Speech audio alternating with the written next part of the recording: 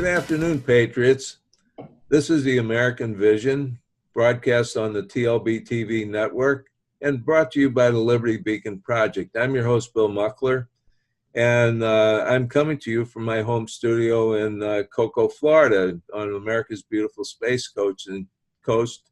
And today I've got a real exciting and special guest, and that's Teresa Mull, who's coming to us somewhere from the wilds of central Pennsylvania. And let me tell you a little bit about Teresa and why I think she's such a special guest.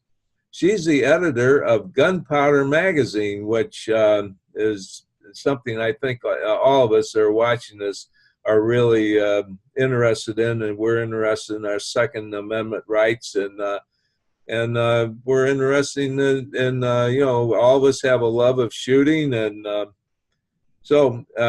and let me go through this a little bit for you, Teresa. You've been a reporter, a writer, an editor, and you've been published by the New York Times, the Baltimore Sun, the Miami Herald, the Los Angeles Times, and I guess all kinds of print and online publications. So welcome to the show. I'm so glad to have you.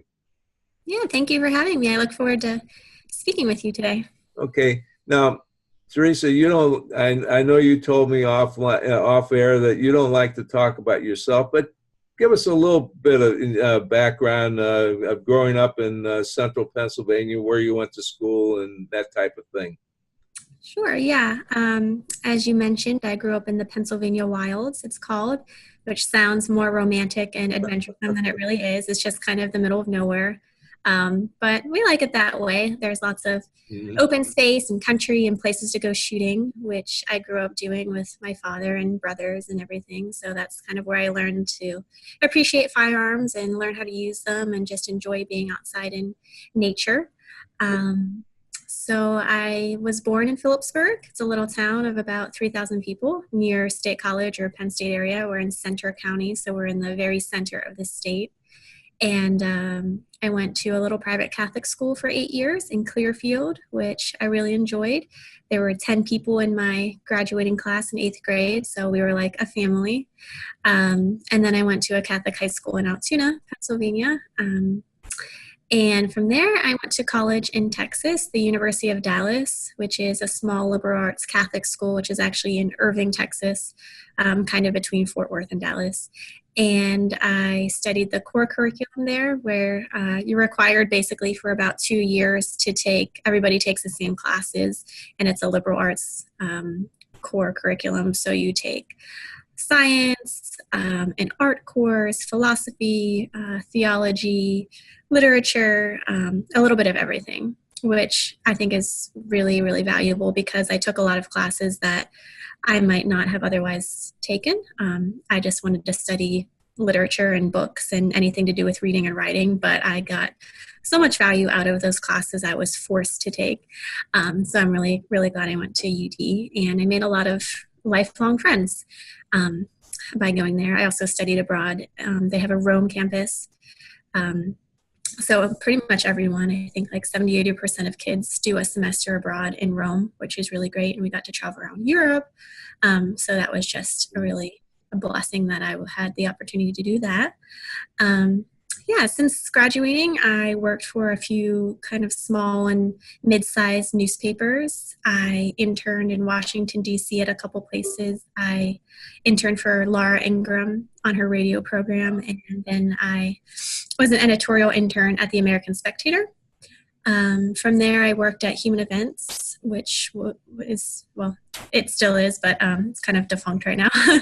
It was print. It was Ronald Reagan's favorite newspaper, but then it went out of print and it went online, and then it kind of went downhill. But I learned a lot there, lived in DC, and wasn't crazy about the bureaucracy and the traffic. They kind of go hand in hand, I think.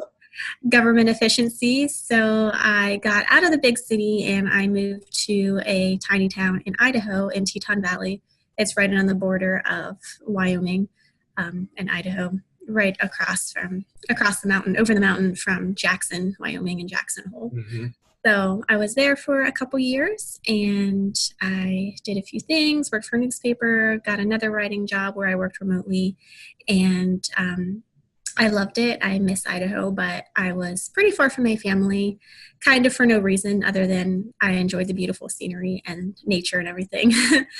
So I recently moved back to Pennsylvania, where I am now, and I've been working for Gunpowder Magazine for about a year. We just started about a year ago, and it's all online. It's gunpowdermagazine.com. We might do something print someday. I'm kind of old-fashioned, and I still love, print publication, something you can hold and feel and see. And, anybody can print anything online, so it doesn't seem as special to me. But it's a really great way to reach a large number of readers, which we've been steadily growing our readership. And yeah, it's been a lot of fun. It kind of unites my passion for writing and editing with my love of the outdoors and kind of conservative politics and just shooting, which is enjoyable. And I grew up in gun culture. So yeah, I feel very fortunate to have this position, and I hope that we can do great things with it. Gosh, you've just really had an awesome resume and lifestyle there. And you mentioned Clearfield, and that's the place, that's the town I was trying to remember, because we stayed at the Holiday Inn, lived at the Holiday Inn there when we were working at the power plant that was, I guess, about 7 miles north of Clearfield. And I remember it well. And I've also worked in the Washington, D.C. area, and I agree with you. That's the traffic and the craziness is not a place where many of us like to be, but I guess some do. And I've also worked out in Wyoming and Idaho, and I know exactly what you're talking about as far as like Jackson, Wyoming, right there at the Tetons. Just spectacular mountains. So I can believe that you really liked being there. Yeah, it was beautiful, and I never got used to the views of the Tetons, and I don't know how anyone ever really could. Maybe if you lived there your whole life and you were 80 or something, I don't know. But I don't know. Every time I would drive through the valley and look up and see the Tetons, and every night when there was a sunset or the rare occasion I would see a sunrise, it would never get old. But we have beauty here in Pennsylvania too, and there's beauty everywhere if you learn to look for it. But I can still visit Idaho if I want, and yeah. Yeah, when you're talking about central Pennsylvania, that's just beautiful there. I know my son would love to live there. He actually talked to me about, do you think I could build an A-frame somewhere there back in the forest? He was so impressed with it, and I think he shares your love of hunting and guns and nature and everything. So. Your Gunpowder Magazine has been on, it's an online magazine. You've been, just about a year now? Yes, I think we officially launched our first story, started posting things, publishing things around March of last year. I spent a few months in Colorado where the headquarters are, and spent about 3 months there kind of learning the ropes and getting to know some people. And yeah, then I kind of traveled around after that and moved back here. So I keep telling people, oh, we launched about 6 months ago, but I realized that we're coming up quickly on March 2019, and we got going in March 2018. So time goes really fast, and we've been really busy, but yeah, so we've been. Tell us a little bit about the magazine and your really Second Amendment advocates. Mm-hmm. Yeah, we try to cover everything having to do with gun culture. We've been covering a lot lately, especially since the midterm elections and the new legislative session started at the federal level. We've been covering a lot of gun control bills, which has kept us on our toes because it seems every day you turn around, there's a new state trying to introduce some law, or they're voting on things or pushing different gun control packages. So we've been trying to hammer away at that, just informing people what's going on in individual states, as well as just providing general knowledge of why these gun control bills are so dangerous, what they mean for everyday gun owners, and what the effects have on cities. Places with the highest and strictest gun control do have the highest violence. You look at places like Chicago, and it's just a bloodbath, which is very, it's tragic for those people, but they're left defenseless because it's so difficult to get a gun, and the only people who have guns end up being criminals because they don't care about the hoops you have to jump through, and they don't buy them from gun stores, so they're not, getting them lawfully in most cases. There was just a survey done that found, in fact, that criminals in prison who used a gun to commit the crime that they're in prison for, most of the time they got them from the black market. They had somebody, they bought them off the street. So they're not going to the gun store, going through a background check and getting their guns. So these background checks and other regulations just hamper good law-abiding citizens from acquiring weapons to defend themselves.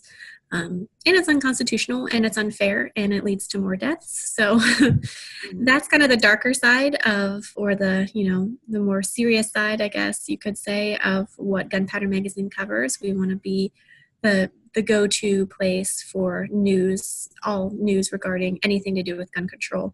I noticed in going reading your website and everything, you have like stories on article on gun control in South Dakota, and then I saw where a prominent Arizona politician has come to Colorado to try and promote gun control, and so you're really on top of everything that's happening across the nation, from what I could see.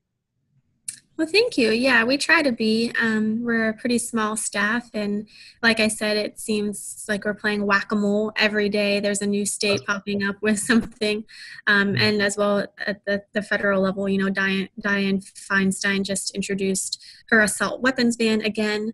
Nancy Pelosi has said we're definitely going to act on gun control this year. So you have to look at the big federal level, what might happen, as well as at individual states. And so that's something we definitely focus on and are trying to be the go-to source for people just to stay informed and aware of these issues so that they can call their legislators or inform their friends to let people know what's going on so that they don't lose their Second Amendment rights.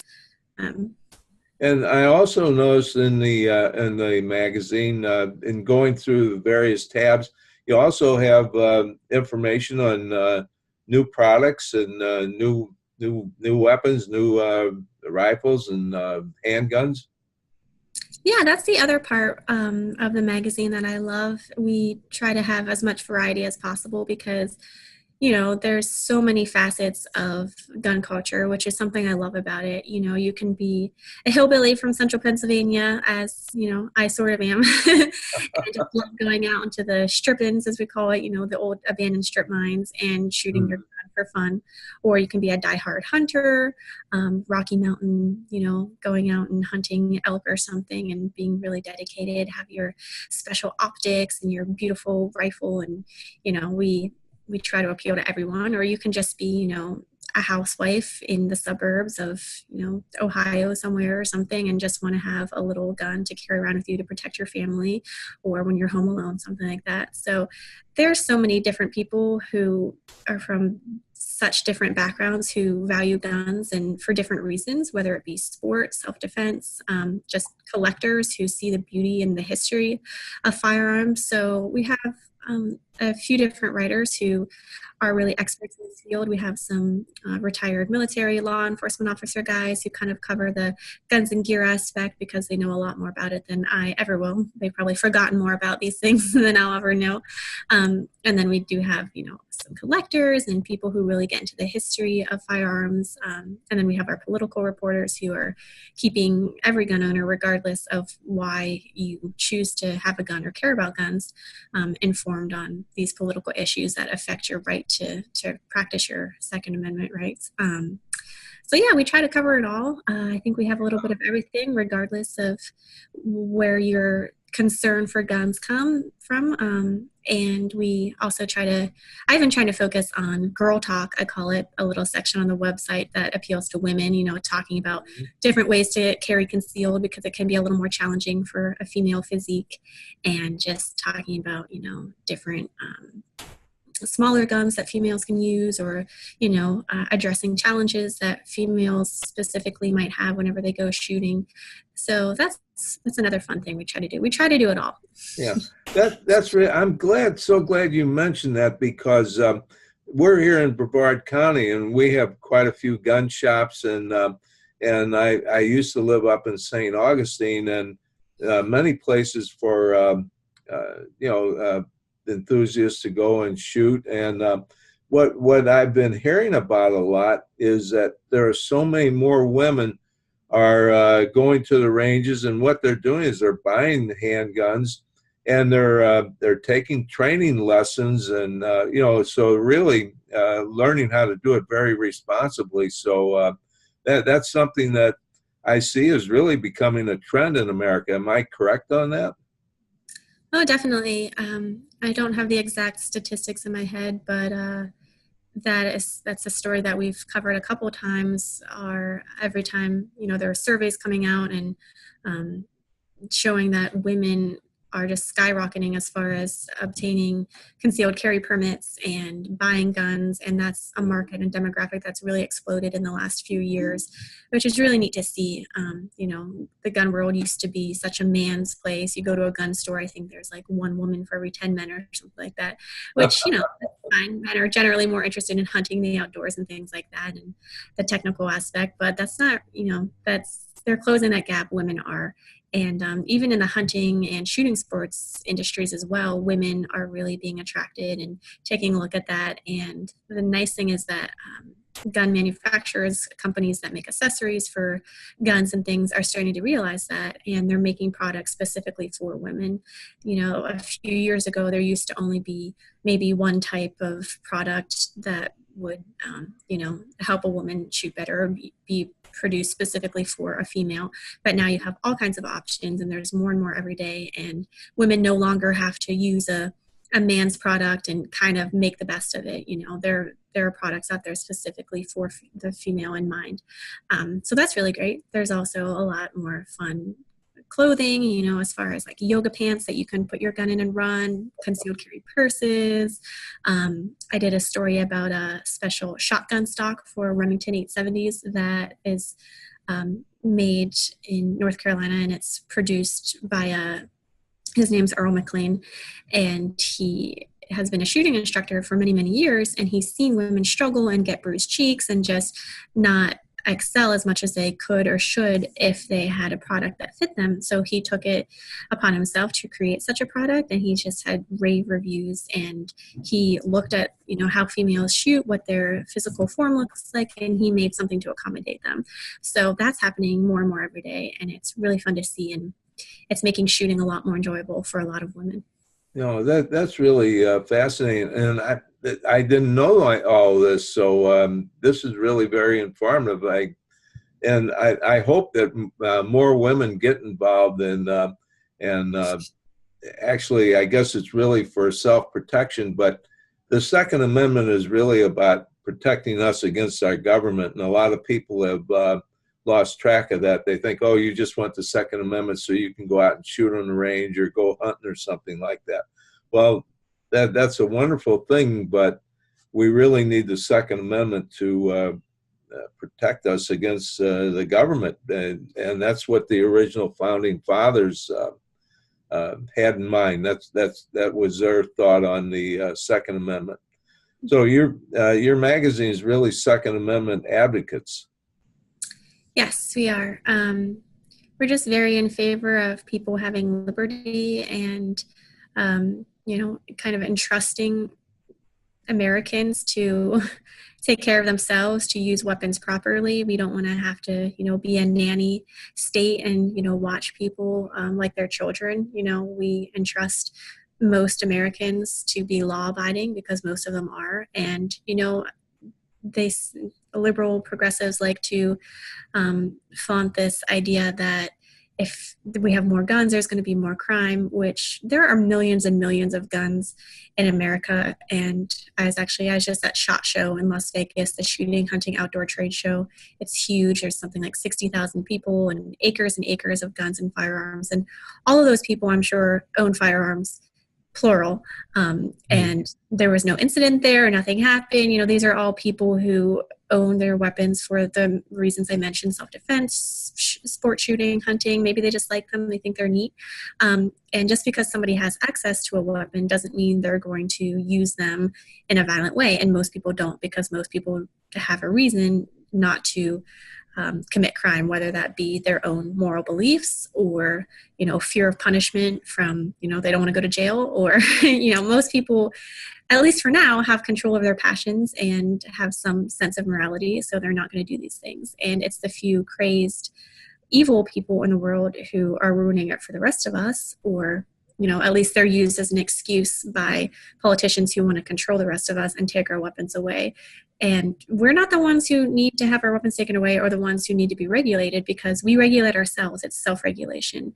And we believe in that. And that's, what we believe the founders had in mind whenever they created the Constitution. They assumed, or, created the Constitution to give people as much freedom and liberty as possible, because they had faith and trusted that the next generation or two or three of Americans would be good people who could govern themselves. So you don't need the government to govern you very much, just for simple things, or things that are too big for individuals to take care of themselves, such as a military, standing army. So yeah, that's kind of our philosophy in a nutshell, is that people can generally be trusted, and the more the government interferes, the worse it often becomes.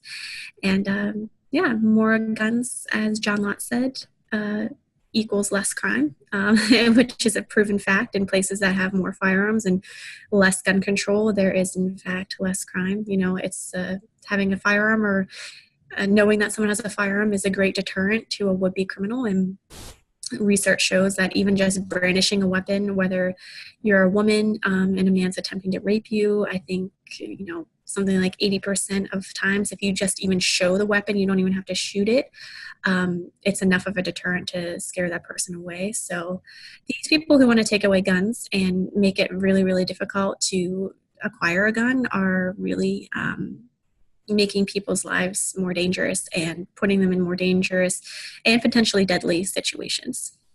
Yes. And as you were talking, something came to my mind, is that there seems to be a divide in the country right now, where many of us believe that the Constitution was written to protect the people against the government, but now we have a political establishment that believes that the Constitution was written to protect the government from the people. And I think that's probably where some of the divide is we're looking for a small, limited, streamlined government that's close to home, where people can be self-reliant and responsible. And then we have another faction that feel like we need to have the federal government do everything for everybody, and therefore we need to control everything, which includes free speech and religion, and also our right to bear arms.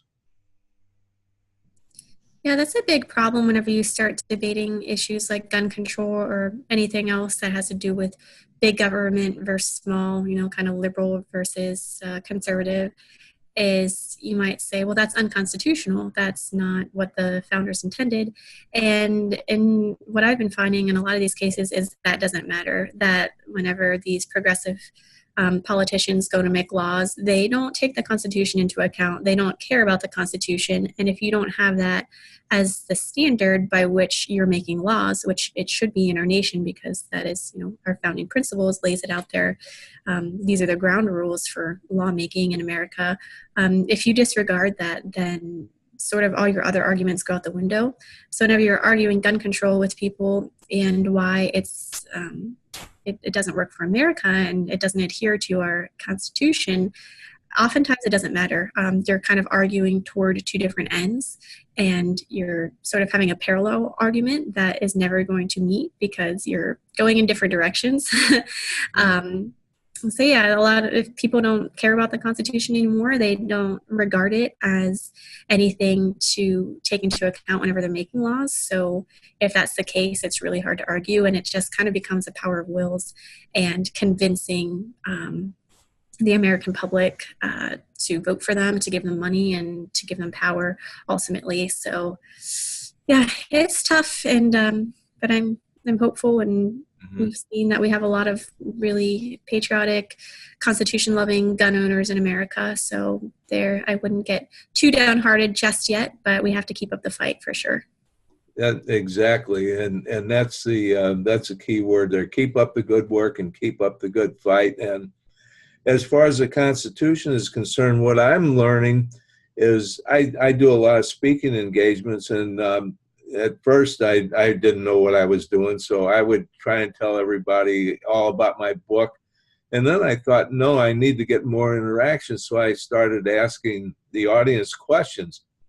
And I found that I was at Jacksonville University, and probably shouldn't have mentioned that, but I asked, can you tell me the 5 rights that are guaranteed under the First Amendment?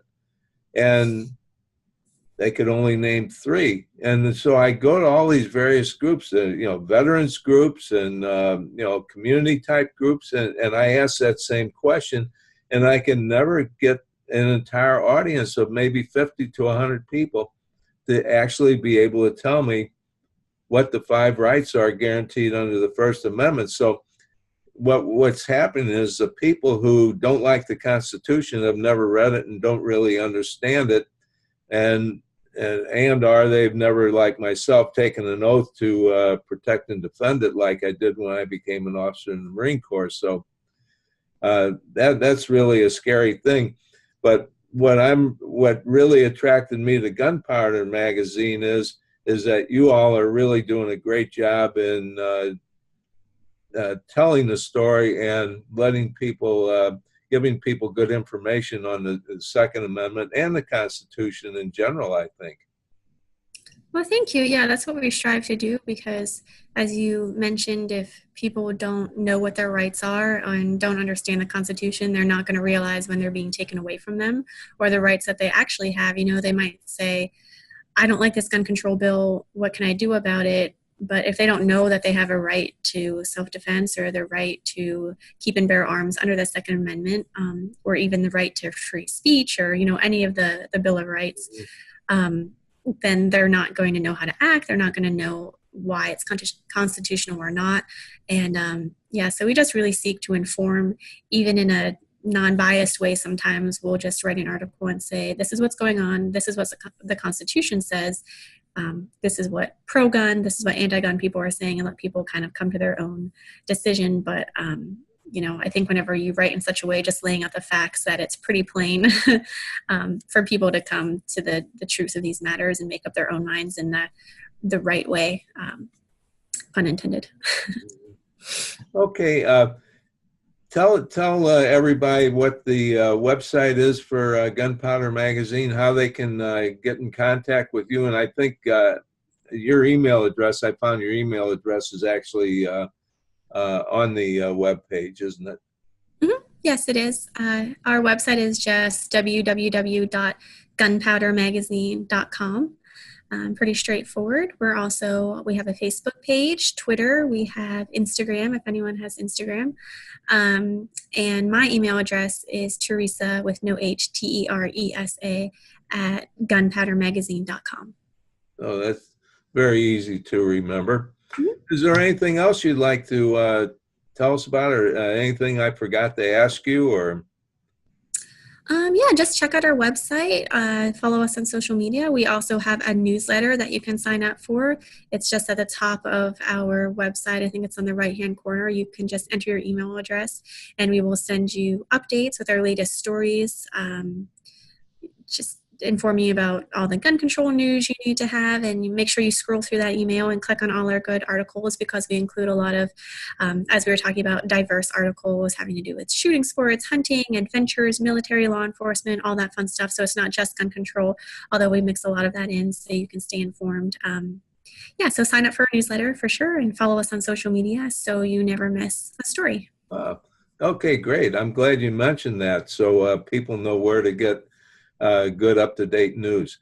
So thank you so much, Teresa, for being a guest on the American Vision, and God bless you.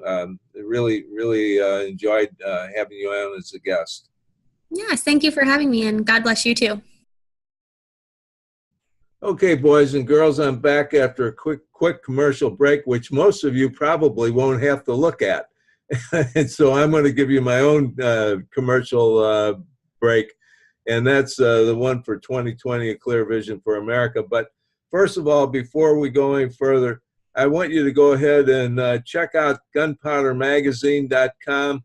Go to the web page and subscribe to the magazine and get all the good up-to-date news on everything that has to do with Second Amendment and firearms, and our Second Amendment rights, and all the news about places that are trying to impose gun control on we the people. So this is really a fantastic magazine. I'm really just honored to have Teresa, the editor, on our show as a guest. So be sure and you do that. And she mentioned that the magazine is a year old in March, and this show is recorded, but it's going to air in March, so that'll coincide with the first anniversary of Gunpowder Magazine. So you're watching this, you're in the know.